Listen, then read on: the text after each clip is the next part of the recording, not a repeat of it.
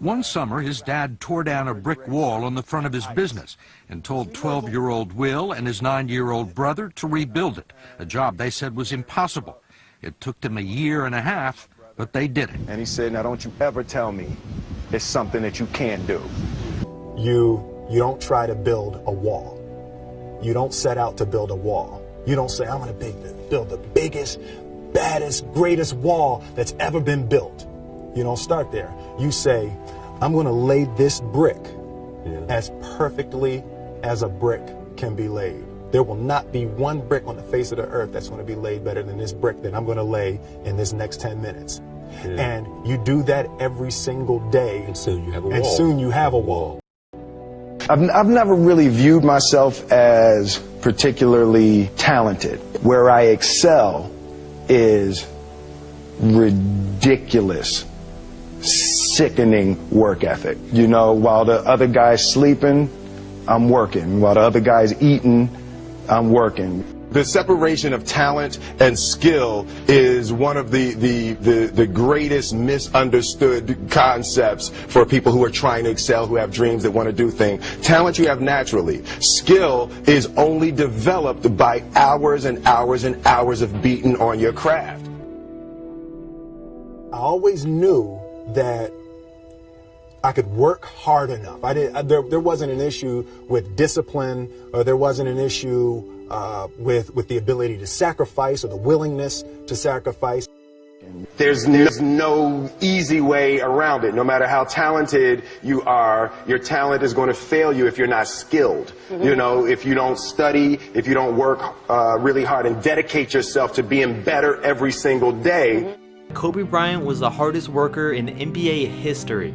There's been a countless amount of stories about Kobe throughout his long career that show he's willing to work longer and harder than most players could even imagine. Kobe's hard work and dedication to basketball was something that he learned at a young age, because by the time he was in high school, he had already had an insane work ethic. Rumor has it that he would wake up at 4:30 every morning and show up in the gym to get to practice at 5 a.m. until he had to leave for school at 7 a.m. And if that wasn't crazy enough, he would make the bench warmers on the team play him in one-on-one games to 100. In Kobe's worst game, he won 100-12. This is sort of something that would carry on to his NBA career, because towards the end, he'd keep young players after practice for hours just so he could practice his new moves on them. He worked out so hard throughout his career to be able to say that he outworked everyone, including Michael Jordan, because he wanted to be the best. Hard work. Working a little bit harder. Work ethic. Very hard working. Go hard. Work ethic. Work ethic. Yes, I get up at crazy hours, whether it's 3 o'clock in the morning, by the way. When we were talking in London, I was getting up at 3 because I had to be on set by 7. So whatever time my call time is, and I tell this to studios and directors and our producers, whatever time my call time, so my call time is at 7, then you back your clock up 4 hours, and then that's when I get up. And I'll train twice. I'll get my cardio in and breakfast, and then I'll go hit the weights. Clanging and banging, we call it. You know, hard work pays. I put in a hell of a lot of work all throughout this build-up in the fight. I pumped out more content than anybody, more content than Fox, more content than ESPN, more content than BT Sport, more content than everybody on the Mag Live on my own channels. You know what I mean? I'm a workhorse from all angles, not just in the gym. But I'm building this media empire now myself, and we pumped out the content. I'm very proud of how it went. We consistently, daily movies I was releasing, you know, from like a month ago, every single day. You know what I mean? Nobody's doing that. So I'm very proud of it, and I'm very, like, the work pays, hard work pays, and I put in the work, and that's why I'm sitting at the top. I put it all on the line. I show up, I perform, and I get the results from that. And it's not that everything worked. I failed a lot, but I never ever felt like I wouldn't be able to work hard enough to succeed. And so the one thing my father gave me, which was really key, was that work ethic.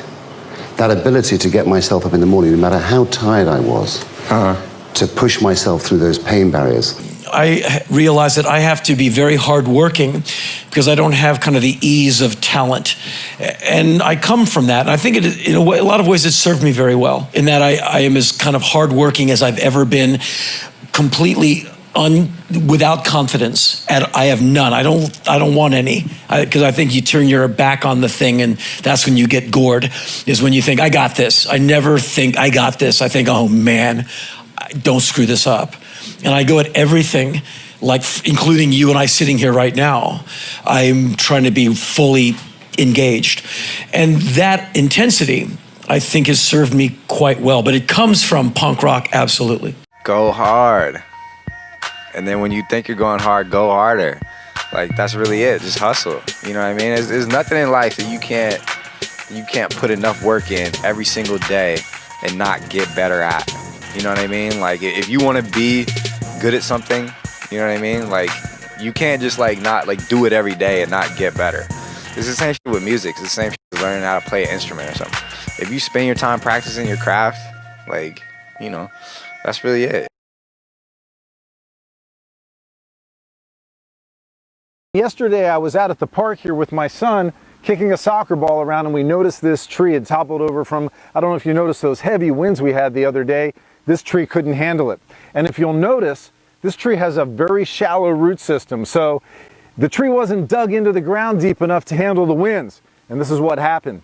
And this is a great topic for discussion with recovery. We in recovery, in sobriety, have to have a deep root system. Otherwise, when the challenges of life come, it's going to be very difficult to stay clean and sober.